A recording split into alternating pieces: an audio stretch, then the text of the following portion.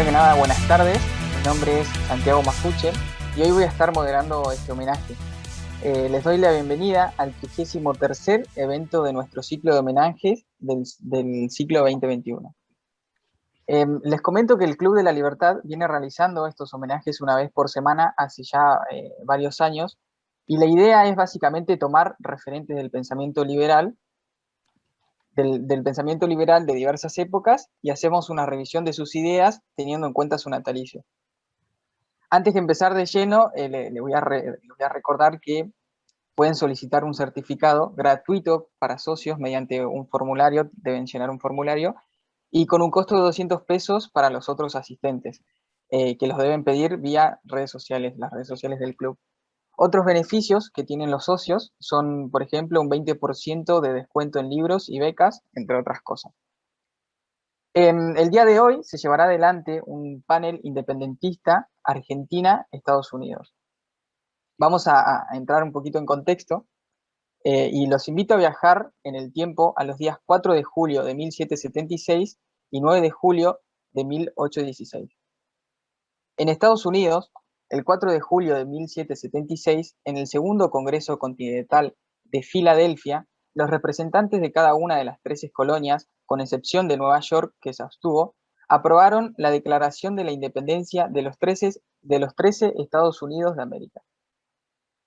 Estuvo regida por algunas de las corrientes de pensamientos más importantes de la época y que a su vez se volvería un hecho fundamental para la historia universal, siendo el respaldo de futuras revoluciones y movimientos independentistas a lo largo del mundo. Por un lado, el documento perseguía las premisas del republicanismo, una forma de gobierno basada en la libertad y los derechos, representando la soberanía del pueblo.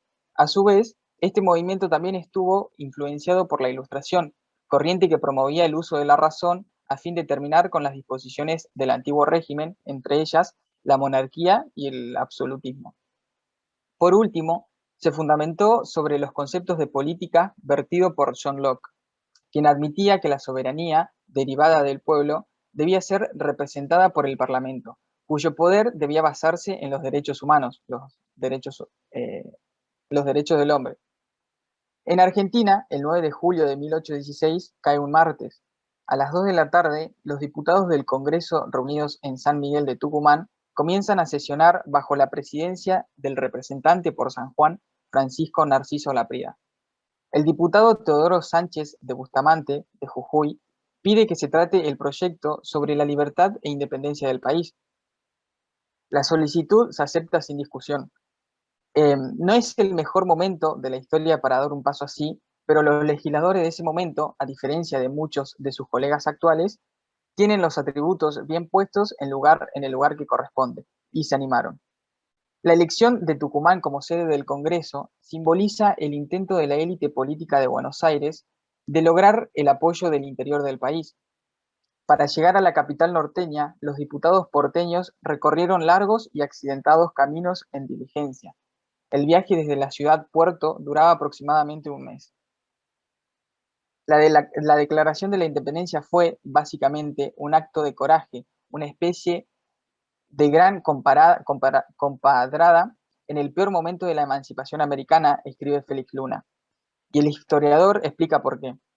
En el norte del continente, Bolívar había sido derrotado. Chile estaba nuevamente en manos de los realistas. Los españoles amenazaban Salta y Jujuy y apenas si eran contenidos por las guerrillas de Güemes. Para empeorarlo todo, Fernando VII había recuperado el trono de España y se preparaba una gran expedición cuyo destino sería el Río de la Plata. La banda oriental estaba virtualmente ocupada por los portugueses y en Europa prevalecía la Santa Alianza, contraria a las ideas republicanas.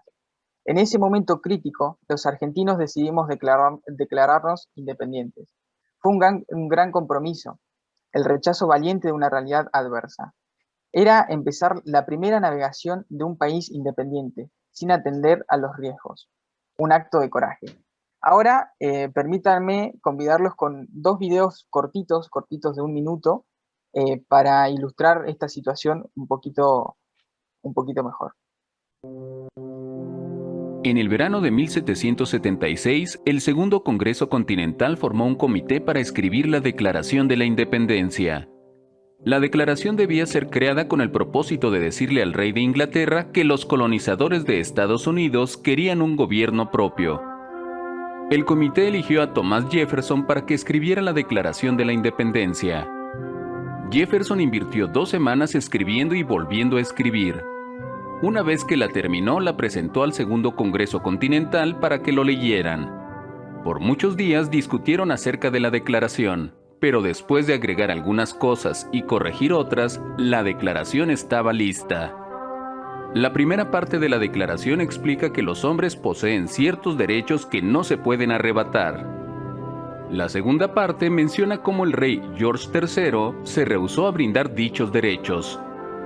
La Declaración de Independencia fue leída a todas las colonias y casi todos los colonizadores estuvieron de acuerdo con lo allí escrito. El Congreso votó por la declaración el 2 de julio de 1776, en el Salón de la Independencia en Filadelfia, y fue oficialmente firmada el 4 de julio de 1776. Fue firmada por 56 delegados de 13 diferentes estados. 1816.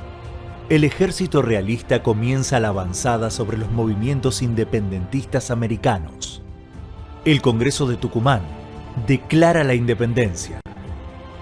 Investirse del alto carácter de una nación libre e independiente del rey Fernando VII, sus sucesores y metrópoli, y de toda otra dominación extranjera. De este modo, después del proceso político iniciado con la Revolución de Mayo de 1810, se asumió por primera vez una manifiesta voluntad de emancipación. Con Belgrano en el Congreso y San Martín en la organización final del Plan Continental, se inicia el camino a la libertad de las Provincias Unidas del Sur. 9 de julio, Día de la Independencia. Perfecto, voy a estar nombrando a los expositores que vamos a tener hoy. El orden va a ser justamente en el orden que lo vaya presentando. Primero va a ir Alberto Medina Méndez, que es periodista y consultor, y es presidente de la Fundación Club de la Libertad. Seguidamente va a ir Silvia Menduina, es psicoterapeuta y analista del comportamiento económico. Estudió psicología en la Universidad Católica Boliviana y economía en la Universidad Francisco Marroquín. Es profesora universitaria y directora ejecutiva del think tank Notoria. Mi inglés no es tan bueno, después se podría corregir. Training in the Economics and Freedom, Bolivia. Y por último va a estar Constanza Rivero, que es abogada y docente universitaria. Así que sin más dilaciones, Alberto, todo suyo. Bueno, en primer lugar, muchas gracias.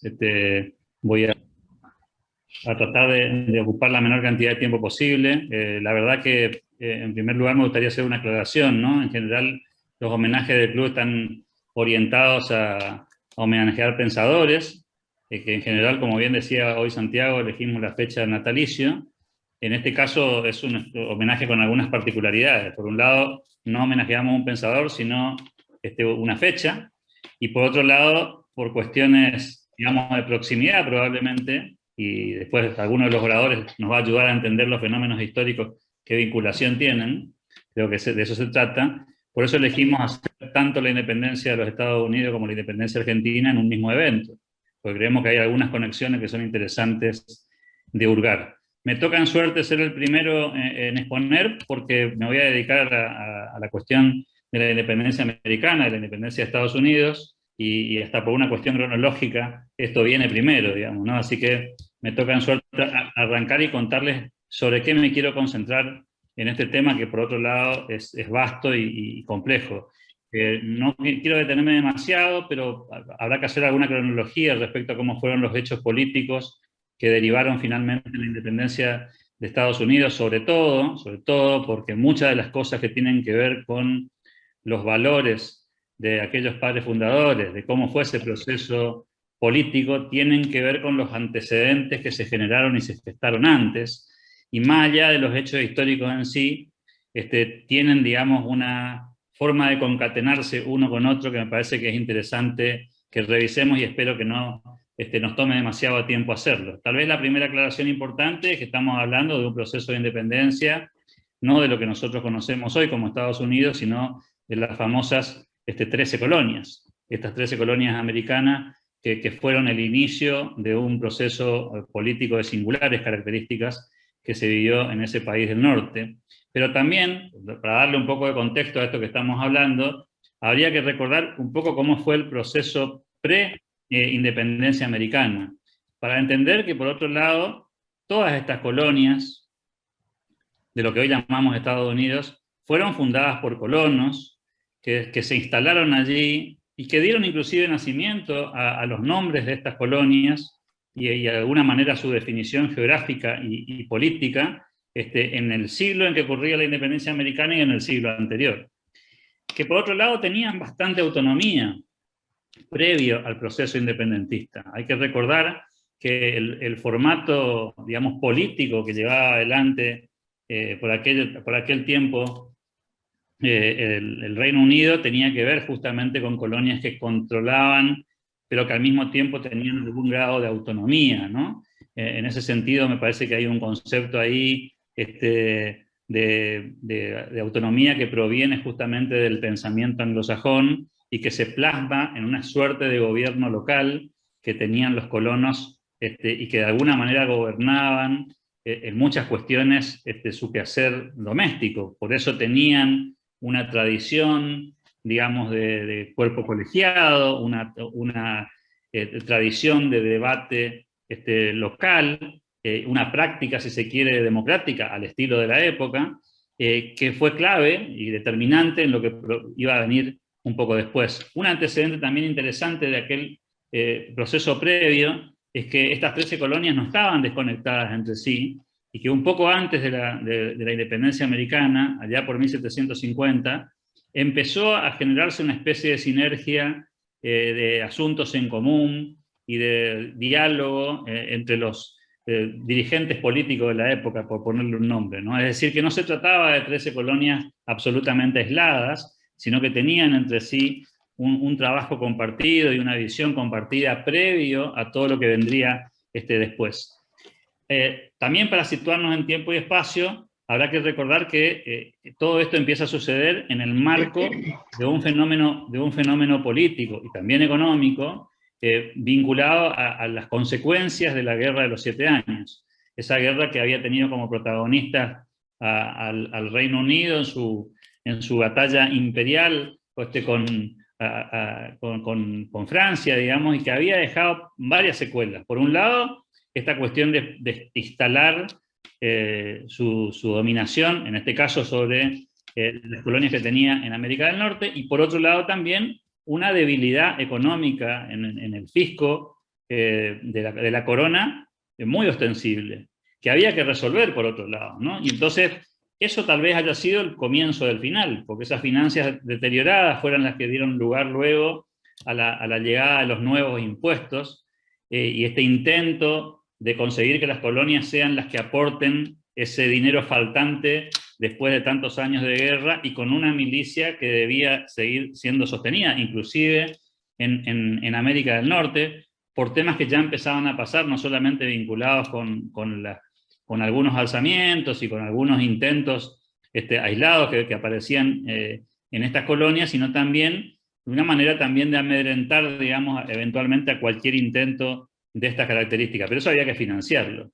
Y ahí empieza un debate casi impensado, porque esto no estaba en las raíces de la concepción de los colonos. Digamos, los colonos no eran vocacionalmente independentistas, pero sí tenían algunos conceptos muy claros, como por ejemplo, esta cuestión de los impuestos sin representación. Ellos sentían que instalarle nuevos impuestos sin que las colonias tuvieran representación en el gobierno y la cercanía de la corona, porque claramente las colonias no participaban del gobierno, entendían que era injusto, y de alguna manera empieza a generarse ahí, a gestarse un movimiento que lentamente empieza a construir una secuencia de hechos que terminan en lo que nosotros conocemos como la independencia americana.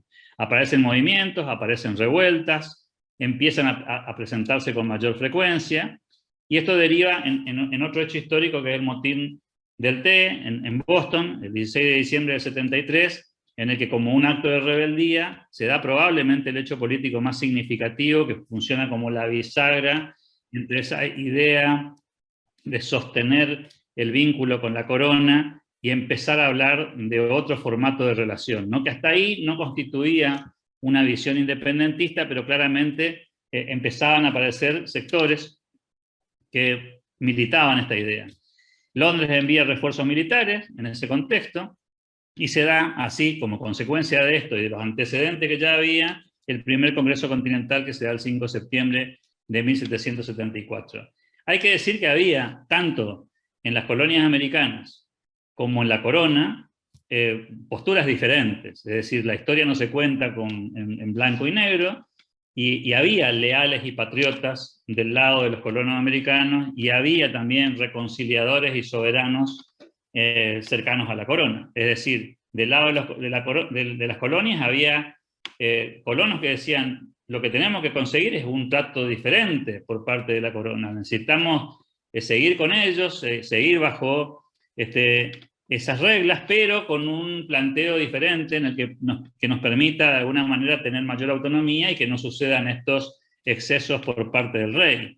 Del otro lado, por supuesto, estaban los patriotas, que empezaban a visualizar que esta relación con la corona no se iba a poder sostener en el tiempo y que iba a ser imposible de frenar un fenómeno independentista. Esto convivió durante mucho tiempo, diría yo, hasta días antes del momento en el que se declara la independencia de los Estados Unidos. Digamos que esto convivió todo el tiempo con diferentes matices, y también pasó en las cercanías del entorno del rey, donde había algunos que decían: necesitamos recuperar la relación con las colonias, tenemos que tener una buena relación bajo nuestras reglas, pero que sigan siendo colonias, y algunos otros que decían: somos soberanos, hay que imponerse a los colonos que eventualmente quieran ir para otro lugar.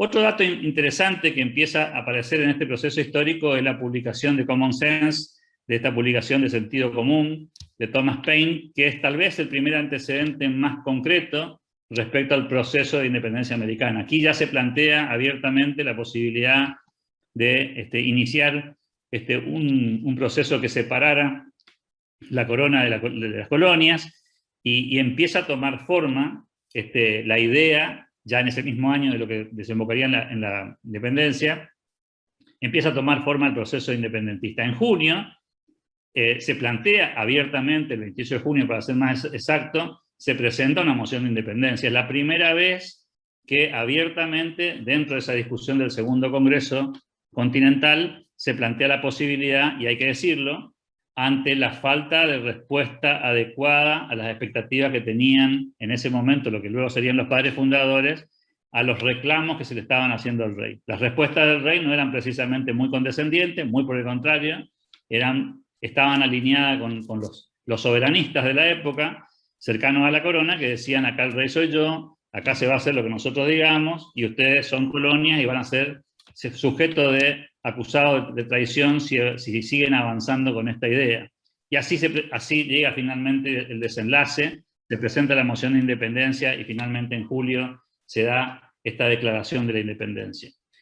Me parece interesante contar que, si bien la historia rescata la figura de Jefferson como el redactor principal de esta independencia de los Estados Unidos, en realidad el Congreso Continental lo que hace es delegar en estos 5 miembros la tarea de redactar una declaración de independencia. Se supone que los convocados eran, además de ser intelectuales, eran personas con experiencia, particularmente Jefferson, que ya había tenido la oportunidad de redactar documentos de estas características para Virginia, y por lo tanto tenía de alguna manera la pluma suficientemente hábil para llevarla adelante. A mí me gustaría, eso siempre y cuando la tecnología me acompañe, veremos si es así, me gustaría compartir con ustedes un tramo de una miniserie que creo que muchos de los que estamos aquí conocemos, porque en el club la hemos podido proyectar y discutir. Me estoy refiriendo a la miniserie de John Adams, que rescata, espero que los subtítulos funcionen como uno espera, que rescata este tramo de la discusión o de la conversación entre los actores que personifican a Benjamin Franklin, John Adams y Thomas Jefferson.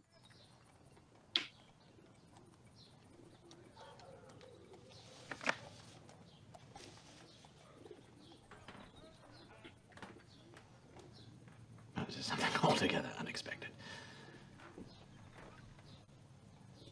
Not only a declaration of our independence, but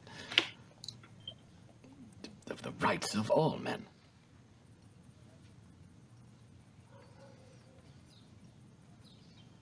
Now, this is well said, sir. Very, very well said. The Christian king of Great Britain has waged cruel war against human nature itself in the persons of a distant people who never offended him, captivating and carrying them into slavery in another hemisphere. Yes, you lay the evils of slavery at the feet of the king, but you say nothing of slavery itself, sir. Now, surely, if the trade is outlawed but ownership is not, then those unfortunate Negroes still in servitude will become a more lucrative commodity. Well, that's not what I intended, Dr. Franklin. Slavery is an abomination and must be loudly proclaimed as such, but I own that neither I nor any man has any immediate solution to the problem. Oh, but 'tis no matter. The issue before us is independence and not emancipation. Oh, Dr. Franklin, this document is something our friends in the Congress will debate, but I would be very surprised if they will countenance an attack on slavery. No. We hold these truths to be sacred and undeniable, that all men are created equal, etc. Sacred and undeniable. Smacks of the pulpit. Does it? These truths are self-evident, are they not? Perhaps. Self-evident, then. Self-evident? Self-evident.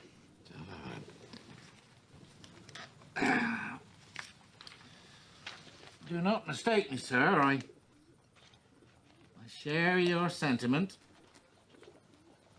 Every single word was precisely chosen.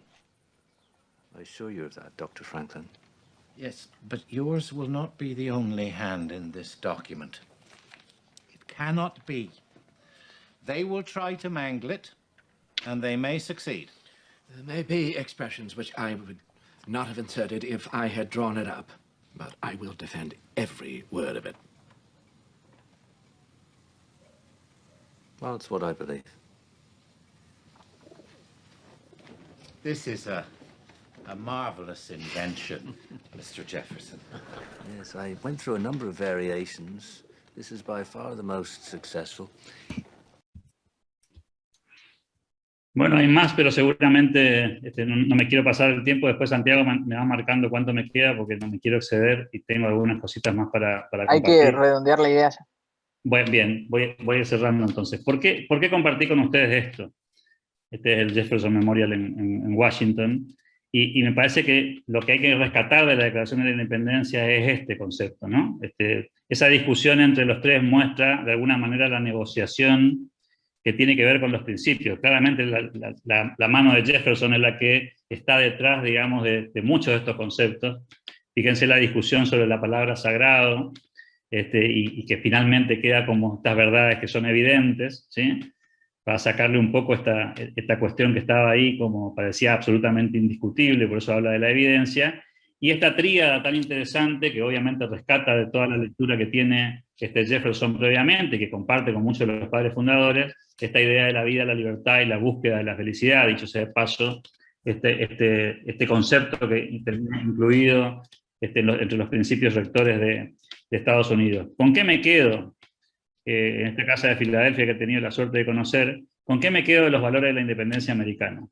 Lo primero, que es revolucionario, es que el cambio reemplaza la tradición. Es decir, Estados Unidos con esta declaración de la independencia modifica una cuestión, si se quiere, histórica, tradicional, que tenía que ver con el futuro de las colonias. no solamente de este tipo de colonias, sino en general de todas, ¿no? A ver que tengo ahí un problemita, perdón, pero tengo que volver a presentar la pantalla porque alguien sin querer, evidentemente, marcó la pantalla, perdón. Lo segundo es que el pragmatismo está por sobre el idealismo. Por eso compartí con ustedes esta parte de la discusión y del debate que rescata la historia, ¿no? Evidentemente hay en esa filosofía de los padres fundadores una puesta en virtud del pragmatismo por sobre los ideales. Fíjense la discusión sobre el tema de la esclavitud. Cómo queda la cuestión de la esclavitud entendida como un disvalor, pero al mismo tiempo como una imposibilidad fáctica de llevarlo adelante en esa instancia, y que por eso plantea, estamos hablando de independencia, dice Franklin, y no de emancipación. Es decir, que lo pragmático subyace por sobre el ideal, aunque plantean, obviamente, la corriente de ideales de la época, que traen, por cierto, la tradición también anglosajona.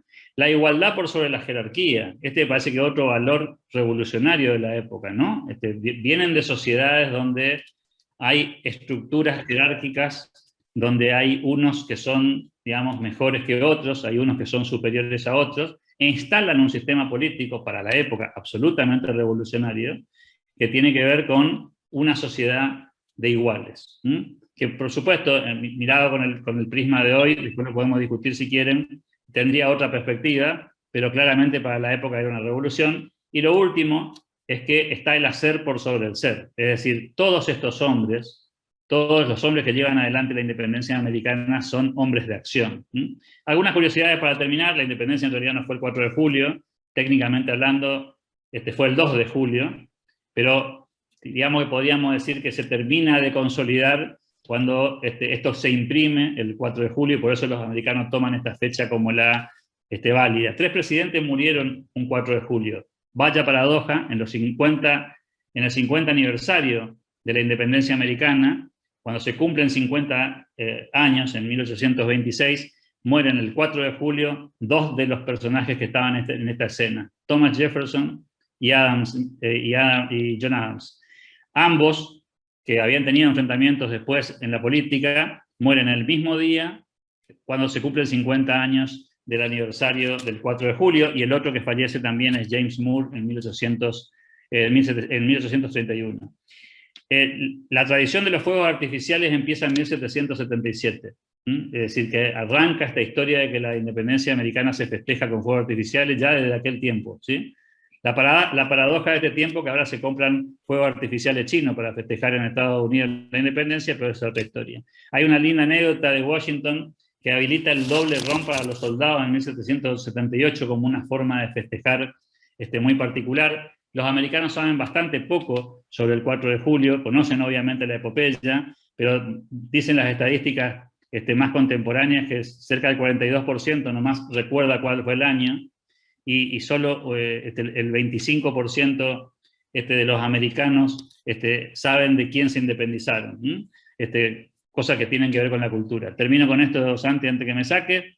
Esta constitución fue modelo para la elaboración de muchas constituciones, ha tenido que ver con la Argentina, pero eso le dejo a los otros oradores.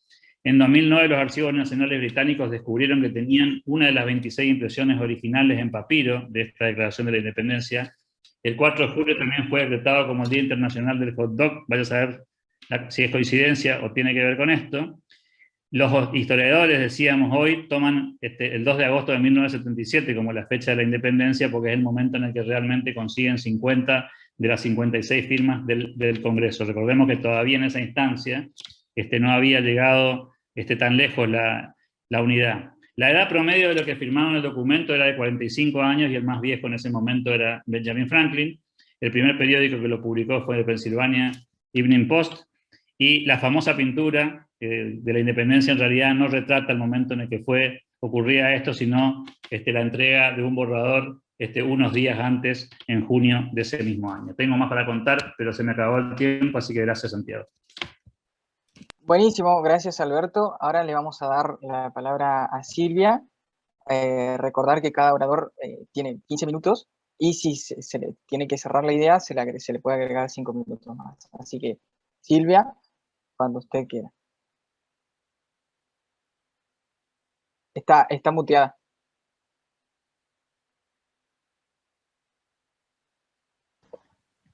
Ahora sí. Ahora sí. Bueno, muchísimas gracias. Soy Silvia Alemán, Silvia Alemán Menduiña. Solamente quería hacer esa aclaración, pero indudablemente deseo en primer lugar agradecer al Club Argentina por haberme invitado a este panel. Muchas cosas que decir sobre las constituciones, mucho que homenajes que rendir a estas dos fantásticas naciones como son Argentina y los Estados Unidos, y también mucho que hablar sobre los procesos que están pasando ahora, probablemente a raíz de esas constituciones o como medio de esas constituciones a entender los comportamientos que están pasando. Agradezco mucho, es un honor también para mí compartir este panel con Alberto y Constanza, ¿no? Y a todos ustedes, muchas gracias. Hablar de las constituciones políticas de estas naciones es un tema que lo hacen muchos expertos, como acaba de hacerlo Alberto de manera tan brillante, ¿no? Podemos entender los marcos legales, los marcos políticos en los que se han constituido y fundado estas naciones, pero a veces no hablamos de la constitución eminentemente mental y los comportamientos que esperábamos y que al final tenemos de los habitantes de estas naciones y dónde nos han llevado, ¿no? Entonces, a mí quisiera aportar un poco desde la perspectiva de entender a los habitantes que hacen en general, a los habitantes de América Latina y por supuesto entre ellos a la Argentina, ¿no? Si nosotros hacemos una mirada global, vamos a ver que cada vez, a pesar de las constituciones y el tiempo que tuvo Alberti en su constitución y a pesar de la vigencia de la constitución de los Estados Unidos, particularmente estamos observando en todas las naciones algunos problemas de desindividuación, es decir, el carácter esencial de los seres humanos, el ser individuo, cada vez más se va prorrateando, por decir de una forma, a intereses colectivos, a posturas colectivas, donde los individuos estamos dejando de ser nosotros mismos, y esto es un peligro esencialmente para América Latina, ¿no? Y vamos a ver que en América Latina es difícil entender América Latina, es tan diversa, pero a su vez hay factores tan generales, ¿no es cierto?, como esto mismo que estoy diciendo, la desindividuación de los individuos. Y entonces, ¿qué conlleva eso? ¿Por qué ha pasado? ¿Qué ha hecho que cada vez estemos viviendo en ese marco? Entonces, para entender eso, yo como psicóloga siempre estoy tratando de ver qué nos está pasando y entonces he recorrido a Freud. Tal vez Freud nos pudiese ayudar a entender cómo nos hemos constituido en las esferas mentales y cómo estamos respondiendo ahora y cuál va a ser la perspectiva. Y he tomado a Freud como uno de los psicoanalistas centrales para entender el comportamiento de los individuos y de los individuos en masa y la masa en sí, porque él ha sido un eminente médico que en su razón política despreciaba a los políticos, ¿no? Él, de hecho, no confiaba en ellos. Él pensaba que ellos no iban a llevar a los habitantes de una nación, a pesar de sus constituciones, a ningún lado. Y parece que ahora estamos frente a esa constatación y a esas posturas de Freud, ¿no? Él decía, es imposible que los políticos generen una conciencia de principios, ¿no? Es imposible confiar en los políticos. Y entre otras cosas comentarles que, por ejemplo, Mises valoraba mucho las posturas de Freud, él era 25 años menor, porque había pasado por experiencias similares, ¿no?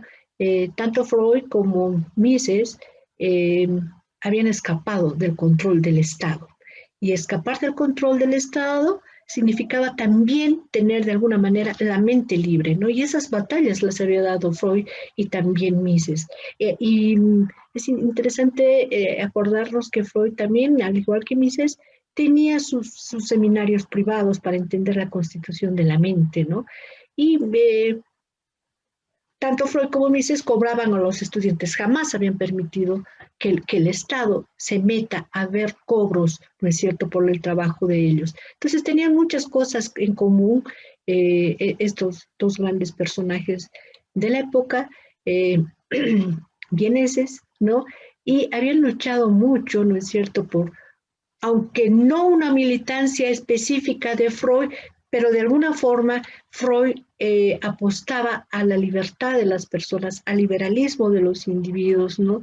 Y por esas mismas razones, otra de las coincidencias fatales que tuvo Freud con Mises fue que sus departamentos habían sido quemados en Viena porque ellos postulaban estas ideas, ¿no? Ellos fueron buscados, saqueados por los soldados nazis, ¿no? Lo que obligó a ambos a exiliarse. Es interesante en este punto saber que cuando toman el departamento de Freud, sacan toda la bibliografía, ¿no? Todo lo que él había escrito, todas sus ideas, todos sus recordatorios, todas sus posturas.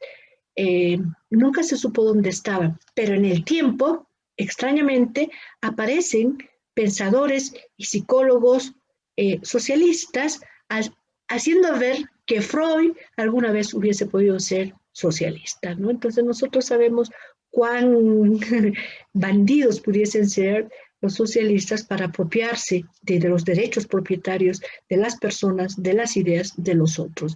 Es posible que por eso muchos liberales, muchos pensadores no toman en cuenta a Freud porque ha aparecido en la historia del pensamiento, del psicoanálisis, de la psicología y de la interpretación como si él fuese un socialista, ¿no? Por eso es que muchos profesionales de la rama en la que yo trabajo estamos cada vez más interesados en recuperar el pensamiento de Freud tal cual él había escrito, ¿no?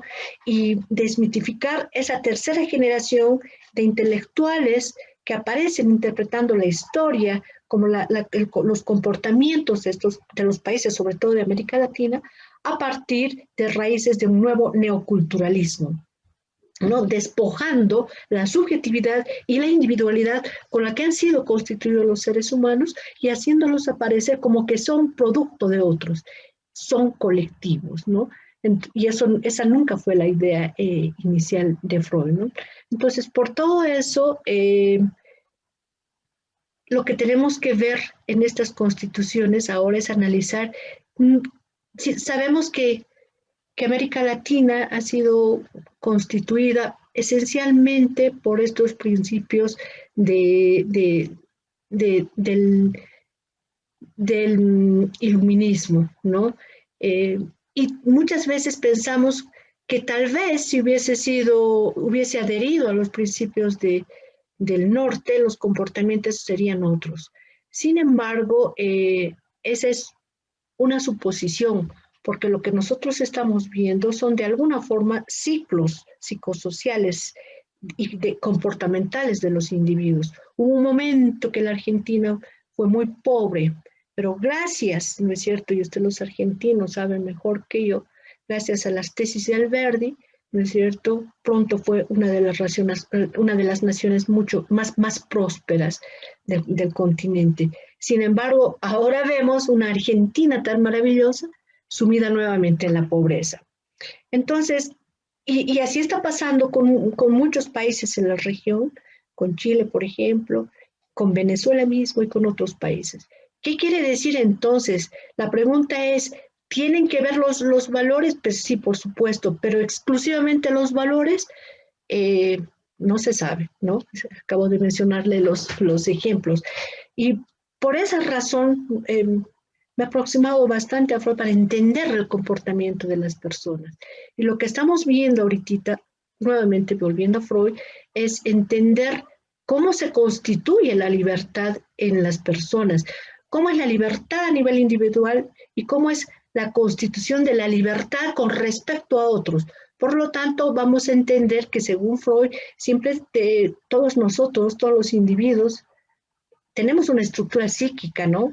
Y esa estructura psíquica está compuesta habitualmente de vida y muerte, de dos pulsiones permanentes, como conocemos también muchos como Eros y Tánatos, ¿no? Y habitualmente vamos introyectando cada vez más pulsiones que no son resueltas. ¿Por qué? Porque desde niños, desde pequeños, estamos habituados a vivir bajo normas, bajo deberes, normas, no toque, no haga, no aquello.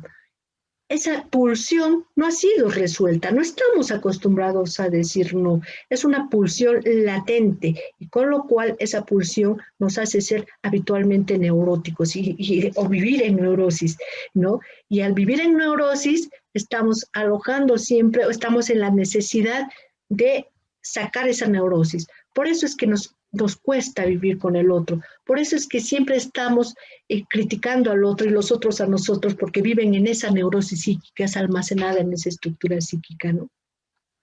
Entonces estamos conviviendo con pulsiones latentes. Si a ello nosotros añadimos además toda esa experiencia de creencias que se han sembrado en nuestros pueblos, por ejemplo, las creencias sobre el imperialismo norteamericano, que ellos son los malos, y que vamos a crear una dependencia a ellos, es cierto, a través de los años todos hemos llegado a tener una idea fantasiosa sobre la dependencia y cuánto le debemos a los Estados Unidos, y con ello naturalmente hay una repulsión latente a los principios que ellos tienen, ni siquiera la sabemos, ¿no? Por otro lado, vamos desenmascarándonos como los buenos salvajes que somos, ¿no es cierto?, a decir que somos agresivos con nuestras propias especies, ¿no? Y vamos cada vez siendo más agresivos, pero al mismo tiempo más sumisos en el sistema de obediencia en el que hemos ido creciendo, ¿no? Y ahí, además, tenemos un aspecto que gran parte de los individuos de las naciones no hemos tomado en cuenta, y es lo que había planteado justamente Alberdi en su momento, ¿no? Alberdi consideraba que Bolívar, ¿no? Ya venía con algún prospecto de hacer de los habitantes en América Latina como los dependientes de América Latina, ¿no? Y él decía, es probable que el problema en América Latina no sean esos salvajes, ¿no? Haciendo alusión a la gente, sobre todo de composición indígena, o aquellos que no vamos a ser capaces de equipararnos o ser parte o ser iguales a los ciudadanos de Europa, ¿no? Alberti tenía las dudas sobre eso y decía, probablemente sea más peligroso el ilustrado, ¿no?, bajo los principios iluministas. Y eso se concreta cuando aparece una carta justamente de Bolívar, ¿no es cierto?, hacia el gobernador de Barinas, y que decía, y esto es muy importante entender, cuando Bolívar escribió en 1813, jamás la división del poder ha establecido y perpetuado gobiernos. Solo su concentración ha infundido respeto para una nación. Y yo no he liberado a Venezuela sino para realizar ese mismo sistema.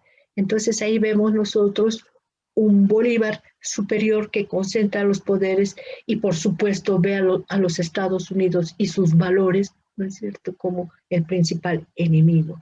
Y sin embargo nosotros, los ciudadanos de América Latina, hasta felicitamos a Bolívar por habernos liberado, ¿no? Y no hemos visto, ¿no es cierto?, los intereses de Bolívar, ni hemos visto, ni siquiera nos hemos acercado a conocer siquiera los postulados de las constituciones de los Estados Unidos. Probablemente, si hubiéramos visto esa constitución, probablemente tuviésemos otra forma de vida. Probablemente nos hubiéramos adscrito a esa libertad de poderes con la que se habían escrito esa Constitución del Norte. Y probablemente nos hubiéramos adscrito a tener el derecho propietario, que fue lo primero que hicieron en los Estados Unidos. Ahorita no tenemos esos derechos de poderes independientes, mucho menos los derechos propietarios, pero en esencia nuestra estructura psíquica se ha vuelto absolutamente dependiente, vinculada a esa latencia que les he mencionado ahora, almacenada a nuestra estructura psíquica. Y vuelvo a dar la razón a Freud, porque Freud siempre tenía una gran preocupación, decía, ¿qué pasa si los ciudadanos que han logrado, bajo cualquier principio, un nivel de civilización, pudiesen en algún momento volver a ser incivilizados, pudiese volver la agresión, ¿no? Entonces, esa es la preocupación que ha vuelto, ¿no? Si nosotros vivimos en constante agresión, parecería que hemos comenzado, o no comenzado, sino que estamos sacando nuestras cargas latentes de agresión hacia los otros, pero bajo marcos de supervisión, ¿no? Y cada vez, además, los individuos ya no somos nosotros, estamos en ese proceso de desindividualización y vamos dejando en otros, vamos otorgando a otros nuestras libertades humanas, nuestras formas de pensar. Los otros saben, nosotros no. Y claro, América Latina está imbuida de ese positivismo, ¿no? De esas escuelas positivistas, de esos postulados constructivistas que vinculados a toda esa estructura que Freud había interpretado para nosotros, estamos dejando cada vez que nosotros no seamos lo que debemos ser. Si no tenemos nosotros esa posibilidad de analizar quiénes somos, si estamos pasando proceso de desindividuación, es natural, ¿no es cierto?, que seamos presa de cualquier otro ser que nos lleve a los caminos que ellos quieran. Entonces, los profesionales, toda la clase intelectual, todos los que acceden a lecturas, a capacidades de análisis, tenemos mayores tareas que ver cómo nosotros vamos a ir avanzando en esos procesos culturales que nos están quitando los niveles de libertad individual, pero al mismo tiempo tendríamos que revisar esa estructura psíquica que, al decir de Freud, dice los seres humanos, los hombres, no admiten en su estructura superhombres, léase Estado, ¿no? Y si quiere volver a ser el hombre civilizado, tiene que aprender a defenderse de sí mismo. Y en esa defensa de sí mismo, probablemente tengamos que ir borrando de nuestra mente esos eslogans que nos definen, pero que a su vez nos hace sujetos de obediencia. El carácter nacional, el individuo que es discriminado porque es pobre, porque es negro, porque hay un factor de raza. Se trata de ver hasta dónde esas posturas de discriminación con la que estamos luchando para ser aceptados por alguien más superior, ¿no es cierto?, nos están llevando a la condena misma, ¿no? Disculpe, Silvia, la interrumpo 2 segundos para decirle si puede cerrar la idea. Sí, lo que quiero decir es nuevamente que podemos nosotros haber tenido o habernos adscrito a uno de las dos constituciones políticas, del norte o de Europa, ¿no?, del viejo iluminismo, pero en esencia creo que tenemos problemas, ¿no?, psíquicos que hemos ido almacenando y que nos toca ver de liberarlos, y para eso nos toca inclusive buscar a profesionales, a escuelas viejas freudianas que nos ayudan a entender la estructura psíquica, porque es el instrumento con el que vamos a luchar por nuestros derechos individuales. Muchísimas gracias, Silvia. Disculpe que pasa que justo se terminaba el tiempo y después podemos seguir alargando el tema porque vi que hay una pregunta para usted, pero antes de leer las preguntas, ahora seguiríamos con Constanza, que es abogada y docente universitaria, como dije al principio. No sé si está presente. Estoy presente acá, ¿se me escucha, no?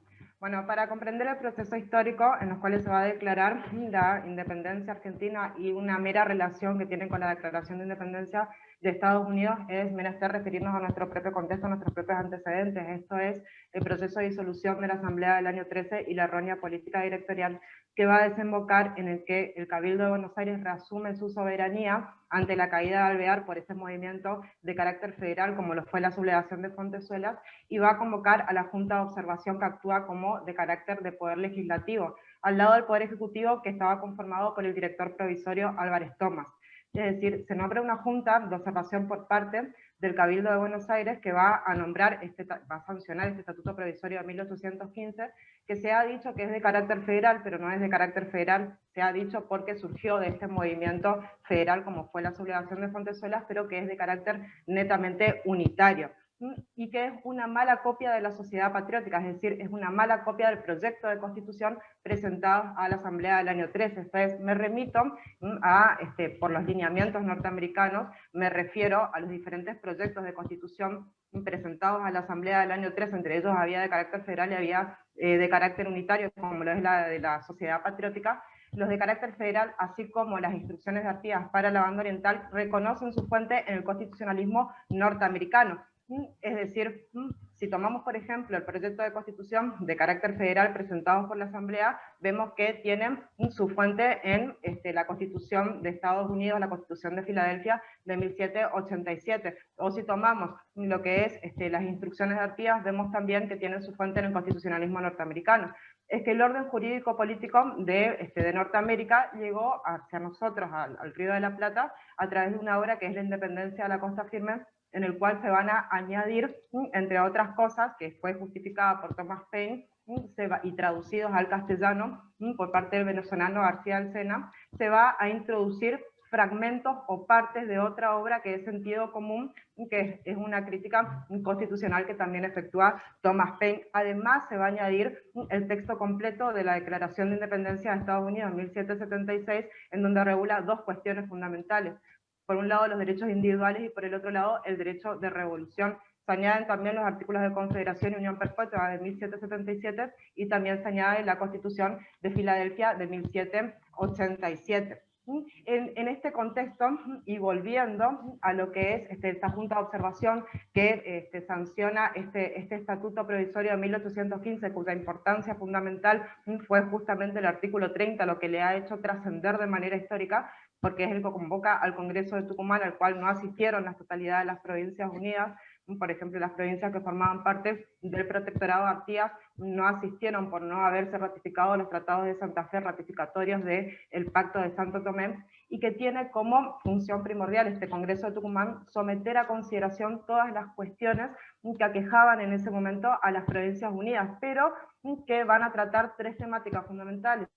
Primero lo que es la declaración de independencia, luego el dictado de una constitución y la forma de gobierno monárquica o republicana. Y en eso nosotros ya tenemos antecedentes en nuestro derecho con respecto a la declaración de independencia, esto es, las instrucciones de Artigas o las instrucciones orientales en sentido amplio, ya habían mandado expresamente a declarar la independencia, después de señalar de que no se van a regir por otro sistema que no fuera la confederación por pactos, pactos recíprocos entre las provincias que formen parte de la Unión.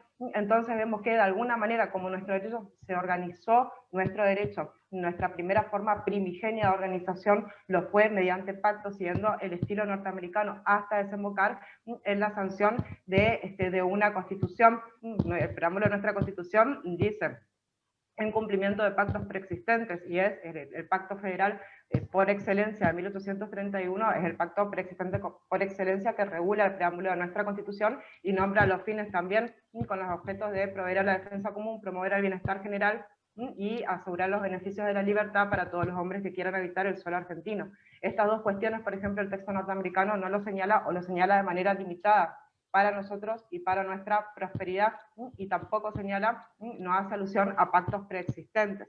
Entonces, la manera de hacer un somero paralelismo lo que es la declaración, nuestra declaración de independencia con respecto a la declaración de independencia norteamericana, fíjense cómo comienza la nuestra. Los representantes de las Provincias Unidas no representante de las Provincias Unidas de Sudamérica, reunidos en Congreso General, invocando al Eterno que preside el universo. Bueno, en este sentido, el mismo lineamiento, la Declaración de Independencia de Estados Unidos, que invoca a la providencia, apelando al juez supremo del mundo por la rectitud de las intenciones. Nosotros seguimos en nombre por autoridad de los pueblos que representamos, la de Norteamérica, en nombre y por autoridad del pueblo de estas colonias. Protestamos ante el cielo, ante las naciones y los hombres de todo el globo, que es voluntad unánime e indubitable de estas provincias romper los violentos vínculos que nos unen con los reyes de España y recuperar los derechos que nos han sido despojados al investirnos de nación libre e independiente. Aquí nosotros nos independizamos de Fernando VII, de los sucesores y de la metrópoli.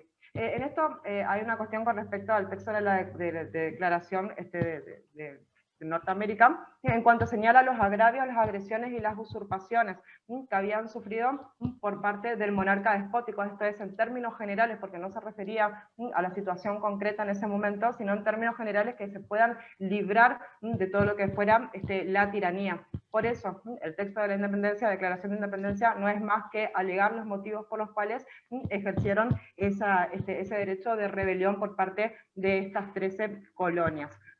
Pero volviendo a nuestra declaración de independencia, como les decía, se hace alusión a que rompimos los vínculos con los reyes de España, sus sucesores y la metrópoli. No así con toda otra potencia extranjera. Esto se añade con respecto a Medrano, y por ese temor que había, ese rumor de que tanto el director de Estado como Belgrano, como algunos congresales, tenían esas ideas de entregar nuestro país a las manos portuguesas, a sabiendas de que esto fue totalmente fallido, ¿no es cierto? Las tentativas monárquicas y misiones diplomáticas fueron totalmente fallidas, pero que de alguna manera, a sabiendas de la invasión portuguesa a la banda oriental y lo que el peligro que acarrearía para nosotros la invasión por parte de estas provincias, teniendo en cuenta también el peligro de retorno de Fernando VII al trono. De allí la idea de coronar a un inca, o bien coronar al inca enlazándolos con los de la Braganza, y que si esto no se llegara a resultar, recién se podía coronar a cualquier otro infante extranjero siempre que no fuera español, bajo los parámetros de la Constitución inglesa. Por eso hago alusión que esto fue frenado por la acción inmediata del director de Estado en ese momento, que era Pueyrredón, de que aludía no únicamente el peligro de tratar de enjuiciar hasta la conducta de los congresales, sino que los acusaba de haber entregado, o la pretensión de querer entregar la soberanía de manera escandalosa. Por eso me remito a la sesión de Belgrano, porque cuando Belgrano forma parte de las sesiones secretas,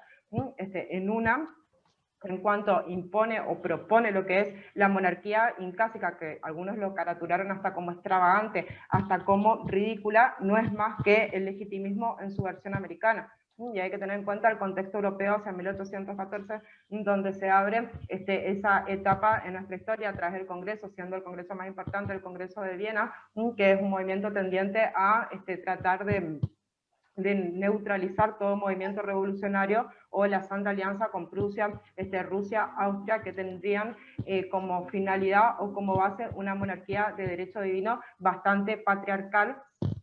No obstante, admitía todo tipo de confesiones, pero sí era una reacción absolutista contra los principios de la Revolución Francesa y también con el liberalismo.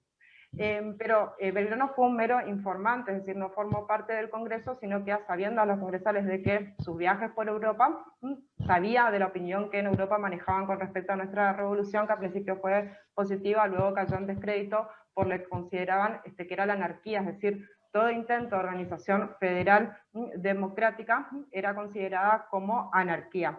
Sin embargo, si bien están las ideas monárquicas, a este Congreso va a fundar una república que también se le reconoce que salvó la revolución y apoyó la gesta libertadora de San Martín, que había sido llamado por Rondó, el director de Estado que había sustituido a Pueyrredón, para que baje desde Cuyo con su ejército libertador y invada las provincias litorales. Sin embargo, se niega y consolida de alguna manera esta cuestión de la república. No me quiero dejar de referir, esto es por cuestión de tiempo, el tema de que este Congreso Tucumán no solamente va a declarar la independencia, que es lo primordial, sino que va a dictar una constitución, porque tiene una labor constitucional legislativa. Primero es la sanción del Estatuto Provisorio de 1817, que rige provisionalmente hasta la sanción de la Constitución de 1819. Esta Constitución de 1819 fue preparada por un Congreso directorial con ideas monárquicas preconcebidas. Es una Constitución que fue rechazada por las provincias, por centralistas, por unitaria, porque en su apéndice y su manifiesto se reflejan los apegos a la sociedad jerarquizada, es porque consagra un poder legislativo en donde el Senado hay una composición totalmente aristocrática, o el Poder Ejecutivo que reúne el resorte de la fuerza. Pero ¿por qué nombro a esta Constitución? Y porque esta Constitución se van a añadir ciertas normas o ciertos lineamientos a la Constitución de 1826, también unitaria, también centralista, también rechazada por las provincias, y se añaden a la Constitución de 1853, que es la Constitución actualmente vigente con sucesivas reformas. La reforma más importante fue la del 60, y ni hablar de la reforma del 94, pero la Constitución de 1853 es una Constitución de corte liberal, con la reforma del 60 también es una Constitución de corte liberal, que consagra como ese conjunto cúmulo de normas dispuestas en forma sistemática, en forma ordenada, consagra un verdadero Estado de Derecho a partir de la vigencia y garantías de ciertos derechos individuales. Y allí me refiero a Sarmiento. ¿Por qué a Sarmiento? Porque la Constitución de 1853 tiene como fuente inmediata al texto norteamericano, al constitucionalismo norteamericano. Es decir, que no obstante de seguir este lineamiento de Alberti, porque nosotros tenemos nuestros propios antecedentes, una de las fuentes inmediatas es el constitucionalismo norteamericano, es la Constitución de Filadelfia. Entonces, dentro de estos lineamientos, y así lo determina también la Comisión de Negocios Constitucionales que redacta el proyecto de Constitución, Sarmiento, me refiero a Sarmiento porque Sarmiento es el que efectúa comentarios a la Constitución, y que fue un pensador entre otros títulos, podríamos decir que forma parte de la generación de Mayo, que analiza la cuestión de la independencia y también analiza las cuestiones de nuestro derecho, que suscriben el acta de la asociación, y esta acta de la asociación de la generación de Mayo consagra los principios de igualdad, libertad y fraternidad, de progreso de la humanidad y felicidad en el porvenir, que son los lineamientos de la Declaración de Independencia de Estados Unidos, donde regula ciertos derechos inalienables y cuál es la vía que había que seguirse cuando se vean vulnerados esos derechos inalienables. Justamente es la conformación de hombres en el gobierno, es decir, hombres libres, pero siempre esos poderes van a ser conferidos por parte de los gobernados hacia los gobernantes. Así también, por ejemplo, Sarmiento, que sigue los lineamientos de Joseph Story, que en cuanto señala de que la más próspera es la Constitución de Estados Unidos, o también me dicen que define lo que es la República, en cuanto se conceden ciertos poderes de forma directa y de forma indirecta al pueblo, desde el pueblo hacia los gobernantes. Ya en el texto de la Declaración de Independencia de Estados Unidos ya estaba fijado previamente qué era lo que harían de allí en adelante, que era liberarse en contra de un poder opresor. Toda esta cuestión de la independencia, el Congreso de Tucumán en nuestro país va a desembocar en lo que es la anarquía, el quiebre, la crisis de los años 20, en los cuales las provincias se empiezan a liar mediante pactos, desaparecen para siempre los proyectos monárquicos del Plata, se reconocen las autonomías de las provincias.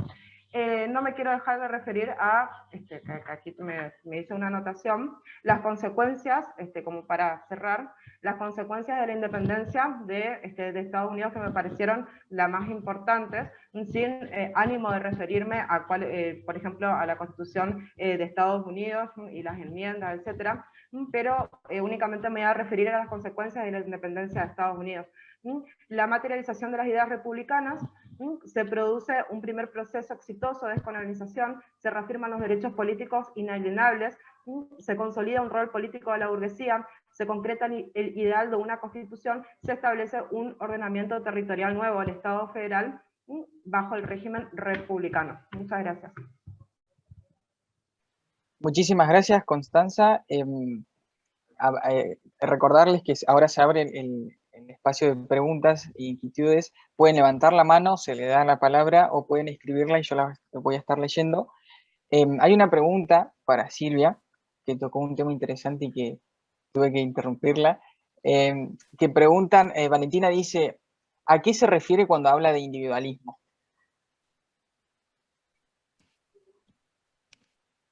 Está muteada.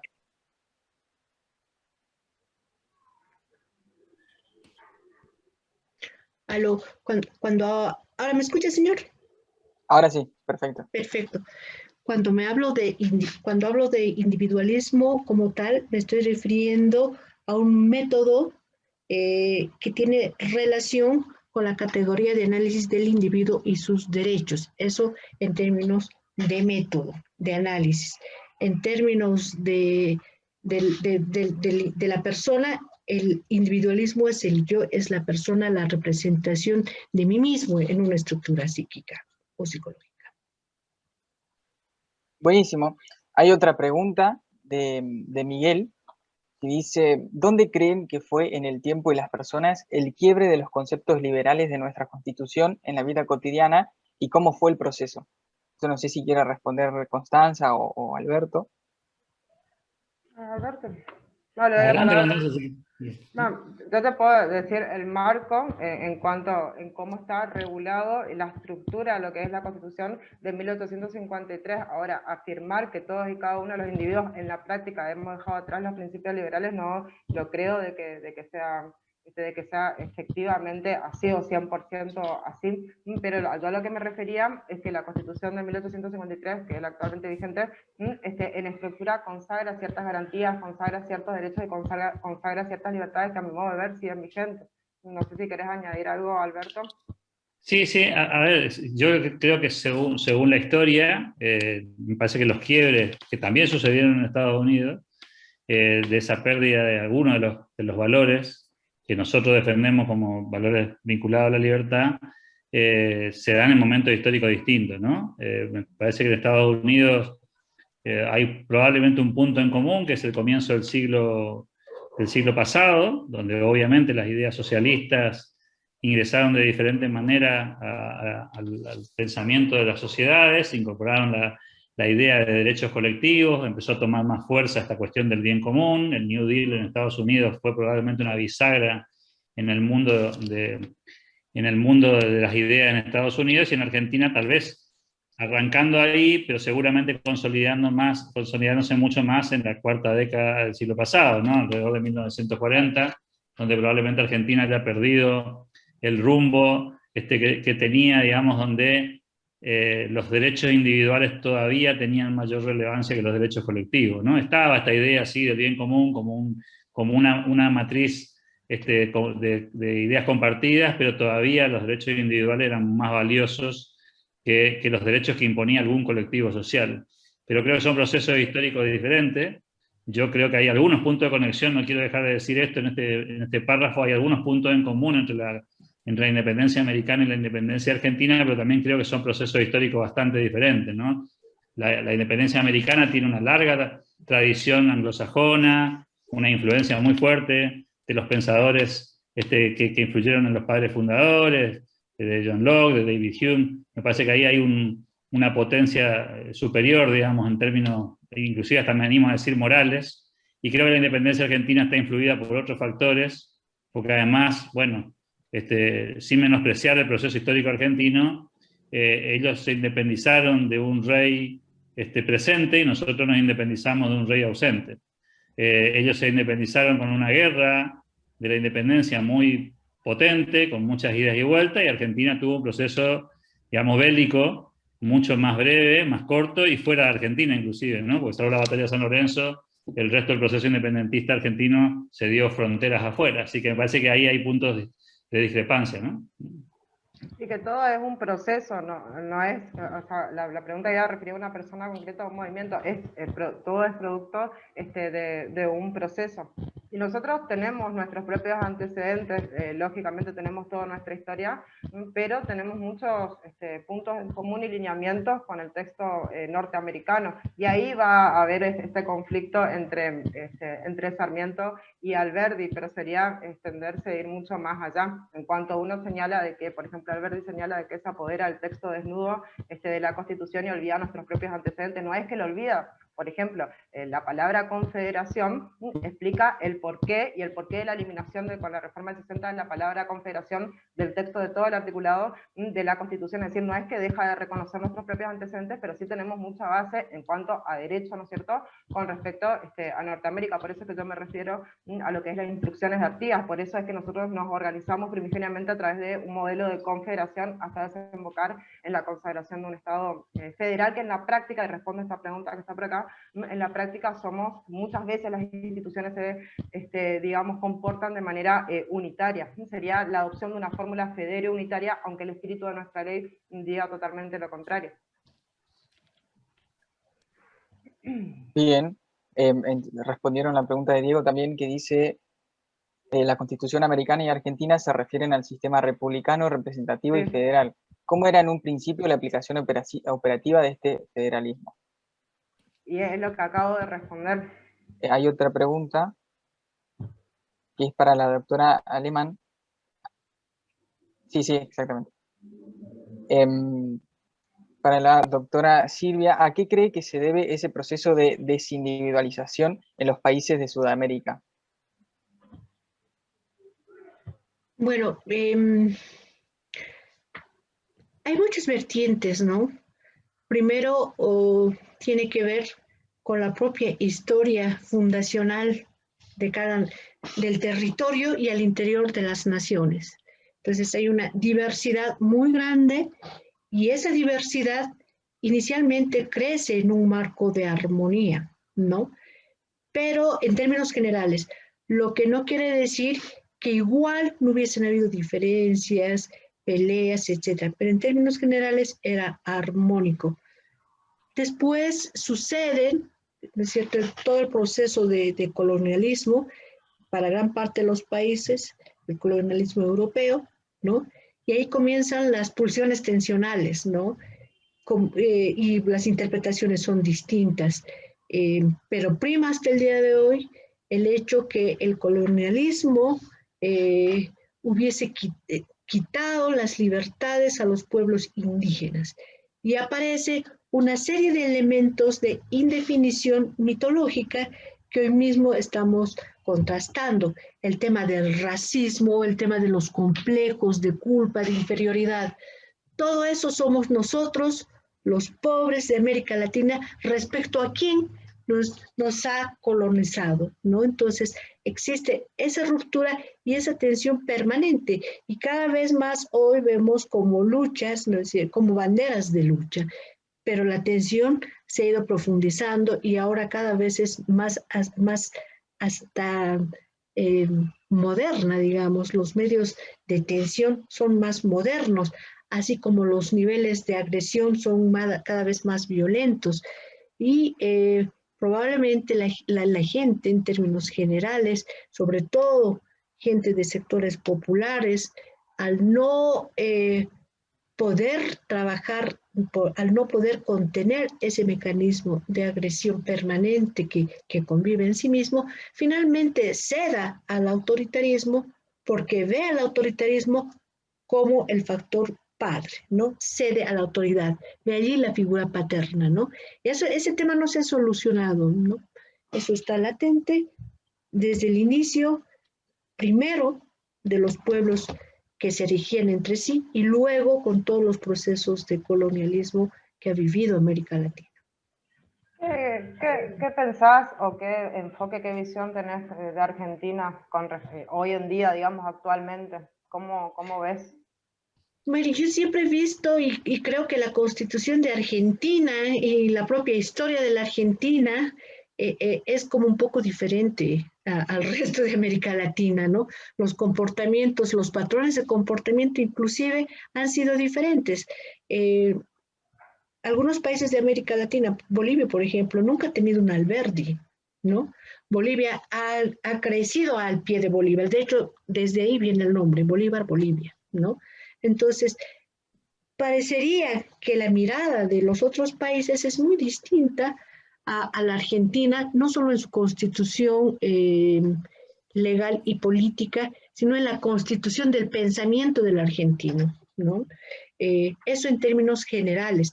Pero sin embargo, lo que puedo ver ahora, que el comportamiento de la sumisión y del respeto a esa figura paterna de la autoridad, a pesar, ¿no es cierto?, de renunciar a sus propios derechos individuales, es lo que está prevaleciendo en la Argentina. De alguna manera, esa Argentina que aparecía, que de hecho fue próspera, por supuesto, ¿no es cierto?, pierde poder y vuelve a ser igual que los otros países que estamos siempre en tensiones, ¿no? Algún momento la Argentina perdió ese proceso de libertad y en este momento vive igual que los otros, a pesar de las constituciones, reitero. Bien, hay otra pregunta interesante para Silvia, que es, buenas noches, ¿puede ser también que los principios cristianos católicos no protestantes como en USA nos hayan hecho perder en parte el individualismo? Sí, ha jugado varios roles, varias propuestas, la adscripción a las religiones también, ¿no? Y junto a eso ha hecho que la desesperanza, por ejemplo, y todavía es vigente ahora en los pueblos andinos, ¿no es cierto?, la desesperanza de no saber a quién adscribirse, si no es a esa autoridad, entonces hace que cada vez más se vincule a determinadas religiones. Y en términos generales, el protestantismo es como una salida para entender sus propios comportamientos, ¿no? Buenísimo, ahí veo la mano levantada de Enrique, parece un general, como tiene levantada la mano. Buenas noches para todos, agradecerle a los oradores, que fue espectacular las exposiciones que hemos tenido. Solo quiero agregar 3 cosas. El problema de la independencia de Estados Unidos nació en el mismo momento que desembarcaron los colonos, porque los colonos fueron los colonizadores. Lo que era Estados Unidos en ese momento, ese pedacito chiquito que llamaban 13 colonias, era un lugar olvidado y casi sin protección del gobierno inglés, que lo desarrollaron los colonos, que fueron los colonizadores. Entonces, desde siempre estuvo presente esas 2 cosas. Una, que o se iban a ese lugar o los mataban por cuestiones religiosas en Inglaterra. 2, que eso era de ellos, no era de los ingleses. ¿Sí? Así que ese germen, esa colonización, ya traía el germen de la independencia. 2, una cosa que fue muy importante en las 2 independencias. Eran hombres quienes estaban haciendo esa independencia en cada uno de los países, eran hombres comunes. No eran filósofos, no eran reyes, no pertenecían a las clases dominantes en Europa. Por ejemplo, para poner en contexto, en Argentina sí había muchos abogados, gracias a la Universidad de Charcas, que casi todos estudiaron ahí, que casi todos se formaron en la Ilustración en la Universidad de Charcas, pero también había muchos representantes de caudillos provinciales, y que no eran señores muy finos para hablar ni para definir las cosas. En Estados Unidos, el presidente del Segundo Congreso Continental, el que declara la independencia de Estados Unidos y la firma, John Hancock, fue el que se encargó de tirar 2 galeones completos de té al mar, porque él era contrabandista.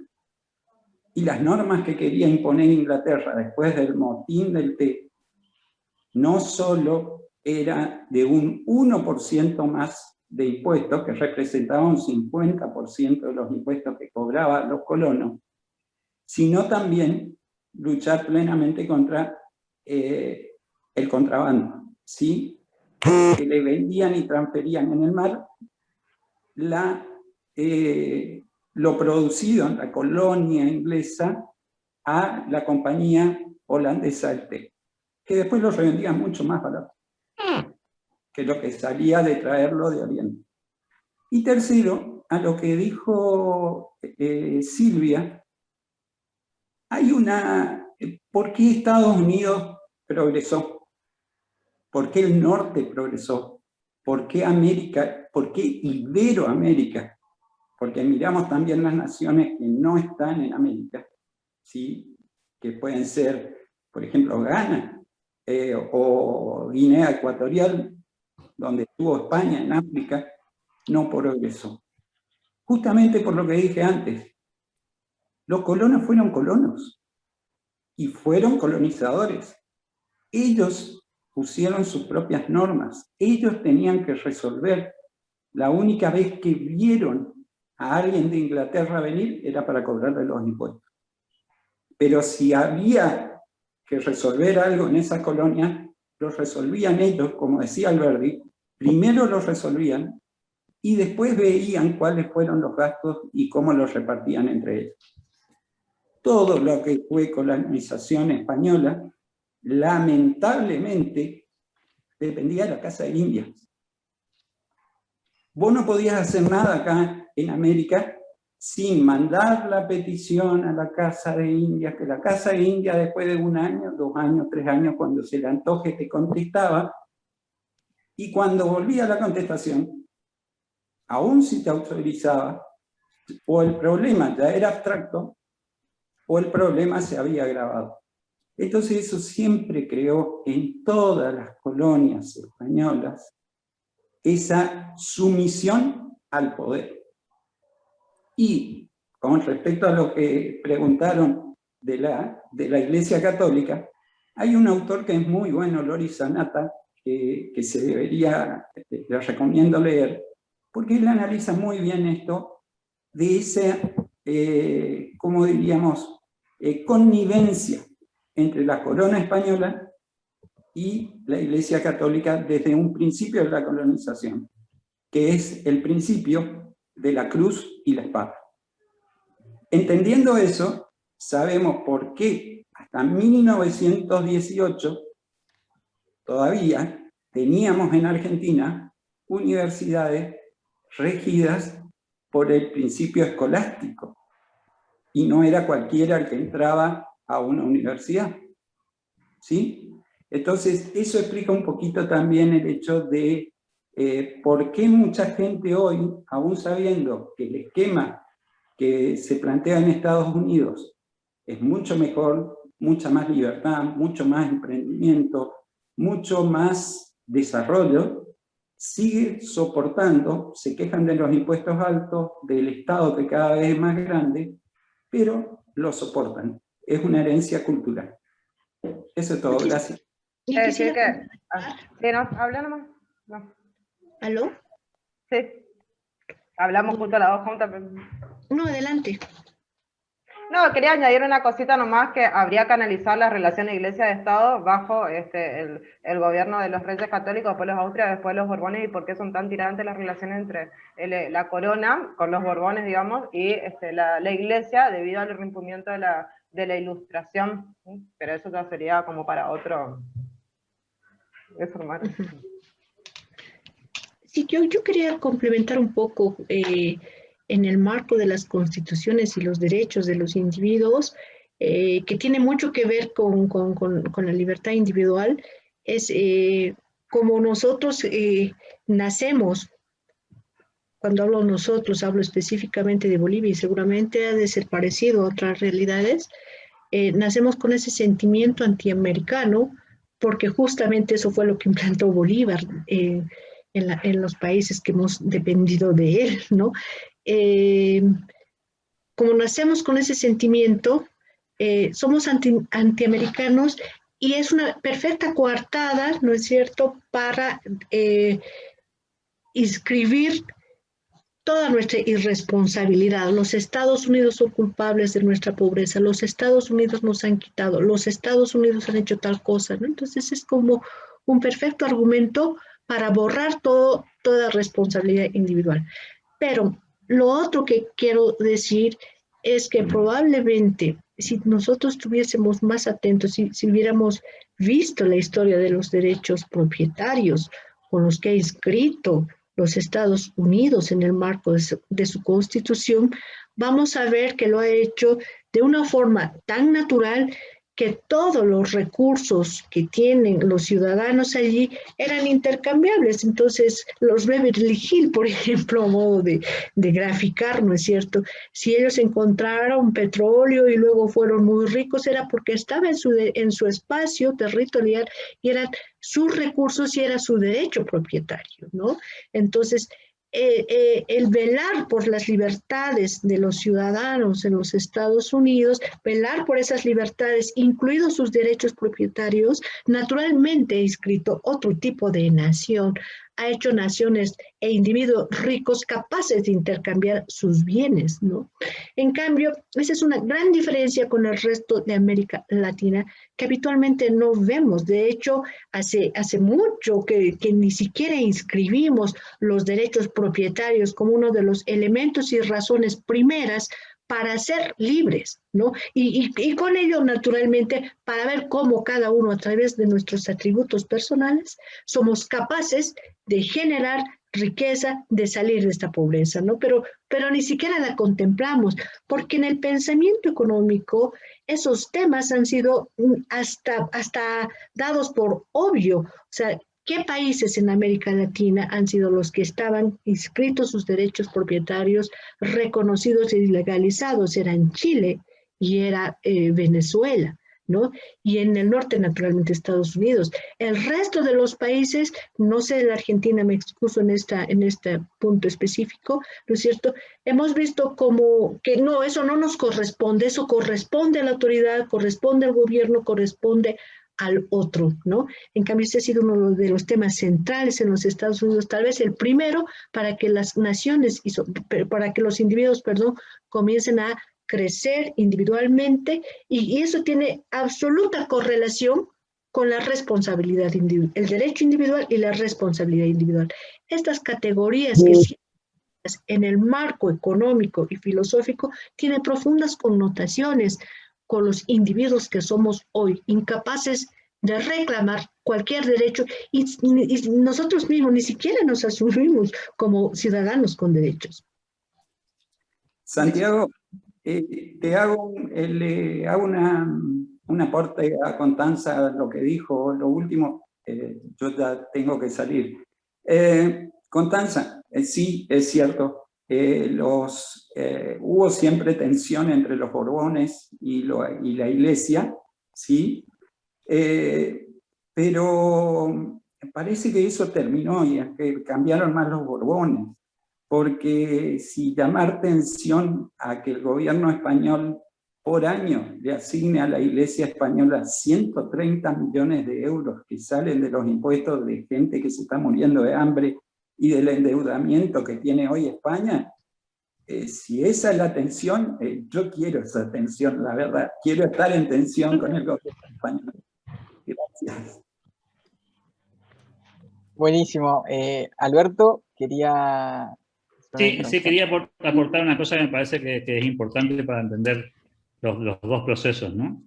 Hoy yo contaba que Estados Unidos, en su nacimiento, el nacimiento de la independencia, tenía como un formato de autonomía previa que Argentina no tenía en la toma de decisiones, ¿no? Es decir, los estados que estaban, las colonias que estaban constituidas, que ya tenían una definición geográfica, que ya tenían nombre, que ya preexistían en algún punto, tenían lo que Edmund Burke decía, un descuido saludable. Ese descuido saludable significaba que en realidad la corona le permitía a las colonias tomar decisiones. Tenían su propio congreso, todo eso es antes de la independencia. No es el caso de Argentina. Es decir, ahí hay una tradición de toma de decisión autónoma que después, digamos, se consolida, y hay otra cosa que acá no había, que era que no había una hegemonía de un Estado por sobre el resto, sino que había 13 colonias que se sentían de alguna manera pares. Algunas, por supuesto, se sentían más grandes que las otras, Massachusetts en ese tiempo, la misma Nueva York, pero no había eso que sí había en Argentina, que era el puerto y el resto, ¿sí?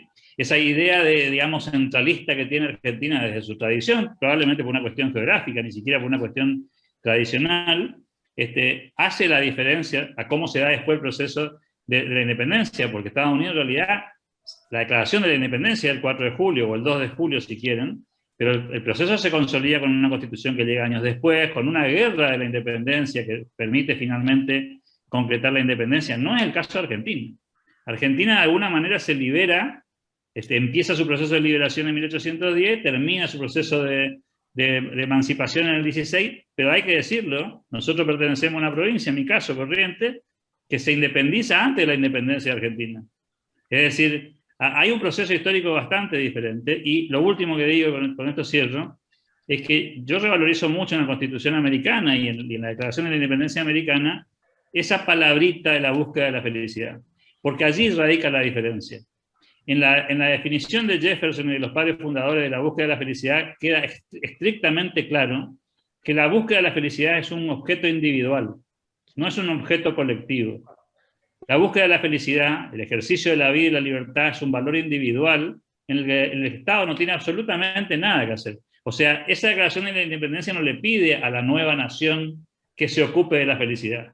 Sin embargo, en nuestra visión, hay, digamos, ese valor no está tan claro, ¿no? De hecho, no lo mencionamos, ¿sí?